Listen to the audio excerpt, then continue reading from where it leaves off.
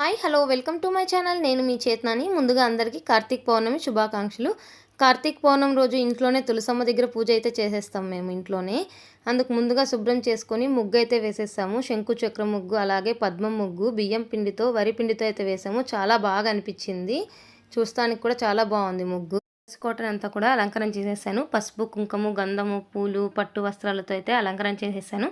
పట్టు వస్త్రం ఏంటంటే కాటన్తో ఏదైతే మనం మాల చేస్తామో దాన్నే పట్టు వస్త్రం అంటారు.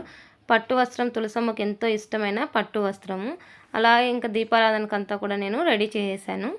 దీపారాధన మనం ఏదైతే 365 ఒత్తులు పెడతామో అక్కడ శుభ్రం చేసి దానిపైన ఆకు వేసి ఆకుపైన పసుపు కుంకుమ పెట్టి మనం ప్రముదులు అయితే పెట్టాలి. ప్రముదులు జతగా పెట్టాలి, ఒకటి పెట్టకూడదు. ఇలా జతగా పైన ఒకటి కింద ఒకటి పెట్టి దాని లోపల 365 ఒత్తులు పెట్టి మనం నెయ్యితో కానీ నువ్వుల నూనెతో కానీ మనమైతే దీపారాధన చేయాలి.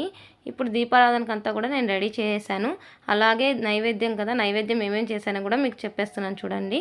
పులిహోర, అలాగే దద్దోజనము, పొంగలి, స్వీట్ పొంగలి, వడ, పాయసము, పంచామృతం అయితే చేసేసాను.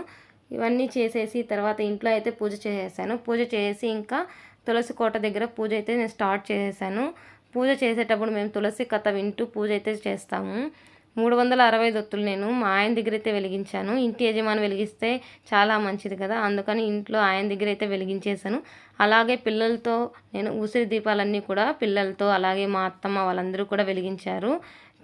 సాధన చేసేటప్పుడు అగ్గిపుల్లతో కానీ క్యాండిల్ అంటే కొవ్వొత్తితో కూడా వెలిగించకూడదు. మనం అగరబత్తి లేదంటే పువ్వొత్తి తీసుకొని మనము వెలిగించాలి. ఎప్పుడైనా కానీ ఇంట్లో చేసేటప్పుడు కూడా మనము అగ్గిపుల్లతో అయితే వెలిగించకూడదు. ఇలా ఏదైనా అగరబత్తి తీసుకొని వెలిగిస్తే చాలా మంచిది. అలాగే మేమందరం కూడా దీపాలన్నీ కూడా వెలిగించేసాము. కథ వింటూ మేమైతే పూజ స్టార్ట్ చేసేసాము. మా పిల్లలు ఓం నమ శివాయ అంటూ కూడా ఎంత చక్కగా వెలిగించేశారో చాలా బాగా అనిపించింది. మొత్తానికి పూజ అయితే అయిపోయింది మా పూజ. ఇంకా మేము ఫైనల్గా హారతి ఇచ్చేసి టెంకాయ కూడా కొట్టేసామన్నమాట.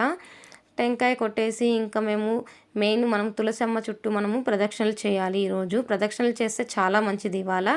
అందుకని మేమందరం కూడా ప్రదక్షిణలు అయితే స్టార్ట్ చేసేసాము. ఇలా మనం 3 అయినా చేయొచ్చు, 5 అయినా చేయొచ్చు, 9 అయినా చేయొచ్చు.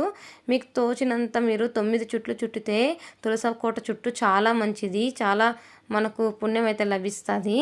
ఇలా మేమందరము కూడా తులసి కోట చుట్టూ కూడా ప్రదక్షిణలు అయితే స్టార్ట్ చేసేసాము. పిల్లలు ఎంతో ఆనందంగా కూడా ప్రదక్షిణలు అయితే చేసేసారనమాట. చాలా మంచిగా అనిపించింది. మేము ఇలా పూజ చేసుకొని ఇంకా గుడికైతే వెళ్ళిపోయాము. గుడిలో మెయిన్ ఈరోజు జ్వలాతోరణము, ఆకాశ దీపం అని లాస్ట్ వీడియోలో చెప్పాను కదా, మేమందరం ఇంట్లో అందరం కూడా వెళ్ళామన్నమాట చూడడానికి. చూడండి ఇక్కడ పూజ అయితే స్టార్ట్ చేస్తున్నారు. 6 గంటలకు కరెక్ట్గా దీపారాధన అయితే స్టార్ట్ చేశారు. ఆకాశ దీపము చూడడానికి నిజంగా నేను ఫస్ట్ టైం అయితే ఎక్స్పీరియన్స్ చేశాను. ఈ ఆకాశ దీపము నేను ఇంతవరకు ఎప్పుడు చూడలేదు. ఫస్ట్ టైం అయితే చూశాను. నాకు చాలా బాగా అనిపించింది. ఫ్యామిలీతో అందరితో కలిసి ఫస్ట్ టైం ఇలా ఆకాశ దీపంని ఫస్ట్ టైం నేను చూస్తున్నాను. అందరం వెళ్ళి దర్శించుకున్నాము. చాలా బాగా అనిపించింది. అలాగే ఈ దీపోత్సవం చూడండి, కార్తీక పౌర్ణమి రోజు ఎంత బాగా చేశారో. దీంట్లో నేను కూడా పాల్గొనడం నాకు చాలా బాగా అనిపించింది. పూజారి గారు నన్ను కూడా పిలిచారు, రా అమ్మ ఇక్కడికి.